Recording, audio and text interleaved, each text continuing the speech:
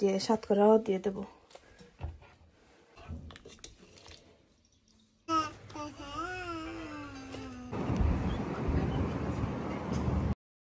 আসসালামু আলাইকুম, সবাইকে আমার নতুন আরেকটা ব্লগ দেখার আমন্ত্রণ জানিয়ে শুরু করছি। আশা করছি আমার আজকে ব্লগটি ভালো লাগবে। দুপুরে রান্না বান্না দিয়ে ব্লগটা স্টার্ট করলাম। এখানে ডাল দিয়ে মাংস রান্না করছি আর আলু দিয়ে হচ্ছে মাছ। এই মুগ ডালটা আজ প্রথম রান্না করছি। আমার যে বান্ধবী উনি আমাকে কয়েকদিন আগে ওনার বাসায় রান্না করে আমাকে তরকারি দিয়েছিলেন। এত মজা লেগেছিল এই ডালের তরকারিটা। তো আজ আমি আমার বাসায় রান্না করছি। মাংস দিয়ে এই ডালটা খেতে যে এত মজা লাগে আগে জানতাম না। বিয়ে বাড়িতে খেয়েছি কিন্তু কখনো রান্না করে খাইনি। ফ্রেন্ডের হাতে তরকারি খেয়ে তো এই ডালের প্রেমে পড়ে গেছি। তো এখন থেকে হচ্ছে এটা আমার একটা পছন্দের তরকারি হয়ে গেল। তো খাওয়া দাওয়ার পরে এখন হচ্ছে রেডি হয়ে বাহিরে যাব। সেই থেকে এই কোট সেটটা অর্ডার করেছিলাম, তোমাদেরকে তো দেখিয়েছি। আজ এটা পরবো, সাথে হচ্ছে একটা লং কোটি পরবো, দেখতে সুন্দর লাগবে। এখানে কিছু চুড়ি ব্যাগ এগুলা বের করছি। তো প্রথমে ভেবেছিলাম যে ব্ল্যাক কালার পরবো, কোটি ব্যাগ সব কিছু ম্যাচিং করেছিলাম, কিন্তু পরে দেখলাম যে এই ব্ল্যাক কালার কোটিটা আমার সাইজে ছোট হয়ে গেছে। তো সেটা চেঞ্জ করে পিঙ্ক কালার একটা পরলাম। পরে রেডি হয়ে বাইরে আসলাম। এসে আর এটা তো আমার মেয়ের প্রত্যেক দিনেরই রুটিন, ওকে বাইরে বের হলেই কিছু না কিছু কিনে দিতেই হয়। তো অনেক কিছু কিনেছে এখানে। এখন আসলাম কফি খাওয়ার জন্যে। হাজব্যান্ডের সাথে বের হলেই প্রথমে কফি খেতেই হয়, এটা যেন একটা রুটিন হয়ে গিয়েছে। প্রথম যখন স্পেন এসেছিলাম তখন কফি খুব একটা ভালো লাগতো না, কিন্তু হাজব্যান্ডের সাথে থেকে থেকে এখন আমারও কফি প্রিয় হয়ে গিয়েছে। উনি চা খুব একটা লাইক করেন না, কফি ওনার অনেক পছন্দ। তো আজ হচ্ছে এই কাপাচিনো অর্ডার করেছি। প্রত্যেকদিন কাফে কোন লেচে খাই, আজকে কাপাচিনোটা ট্রাই করলাম, কারণ ইদানিং কাপাচিনো অনেক বেশি ভাইরাল। কিন্তু কাপে কোন লেচে আর এই কাপাচিনো প্রায় একই রকম।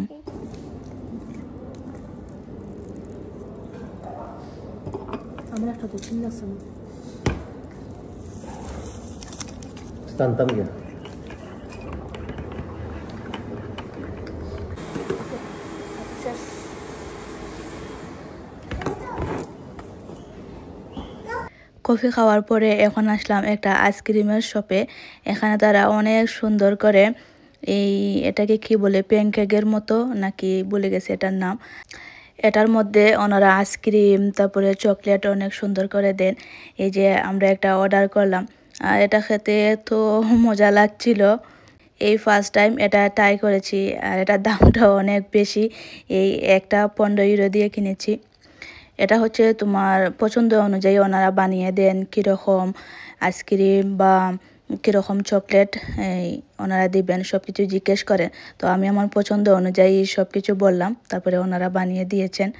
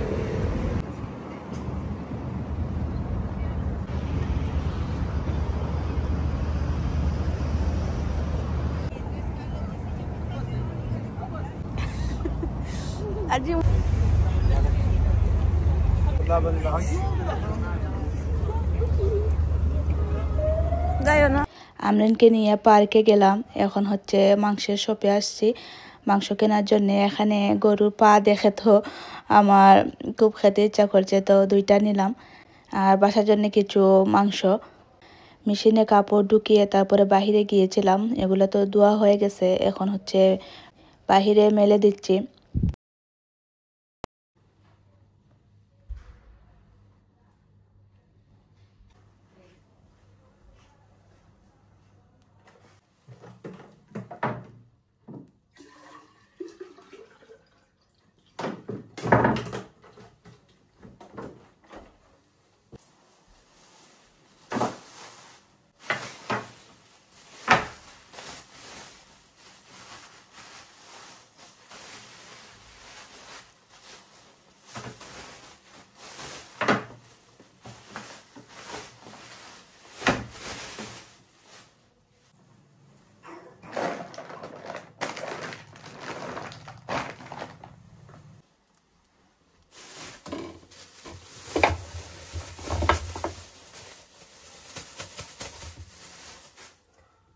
ট্রেনটা ফ্রিজে রাখছি না, আজ ফ্রেশ ফ্রেশ রান্না করে খাবো, সাতকরা দিয়ে রান্না করবো।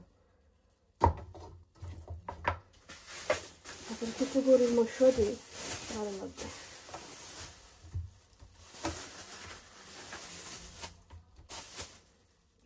ছোট ছোট করে দিই।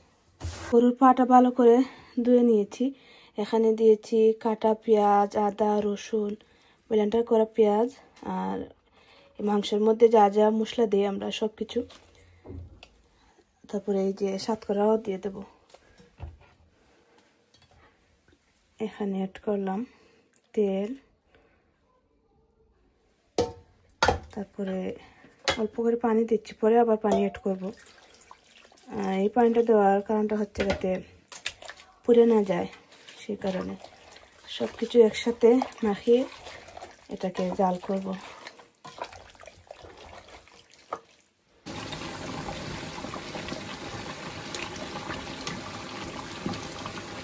এখানে গরুর মাংস আলু দিয়ে রান্না করছি।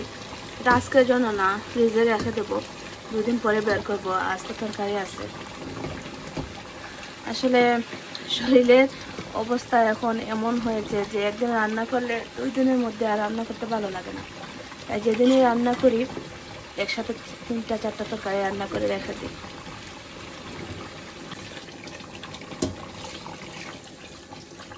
নিহারিটা একটু পাতলা পাতলা ঝোল রাখবো, তাই পানিটা একটু বেশি করে দিলাম।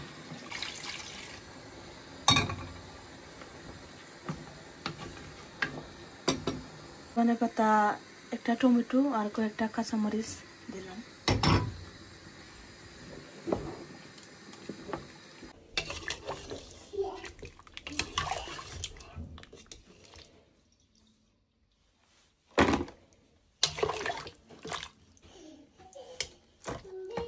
ওটা খাইছে তো মামুর